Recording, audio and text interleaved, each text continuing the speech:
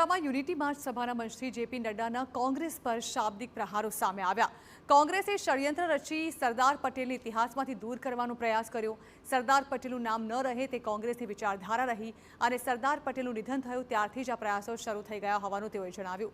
કોંગ્રેસમાંથી વડાપ્રધાન આવ્યા તેમાંથી કોઈએ સરદાર પટેલને યાદ નથી કર્યા. નરેન્દ્ર મોદી આવ્યા ત્યારે સરદાર પટેલને ભારત રત્નથી નવાજવામાં આવ્યા. ભાજપ રાષ્ટ્રીય અધ્યક્ષ જેપી નડ્ડા, કેન્દ્રીય પ્રધાન પિયુષ ગોયલ અહીં ખાસ उपस्थित રહ્યા. कांग्रेस पार्टी ने षड्यंत्र से, मेरे शब्द नोट करिएगा, षड्यंत्र से, इरादों से सरदार पटेल को इतिहास से भुलाने का भरपूर प्रयास किया. सरदार पटेल का नाम न रहे, सरदार पटेल को याद न किया जाए, ये इनकी सोच थी.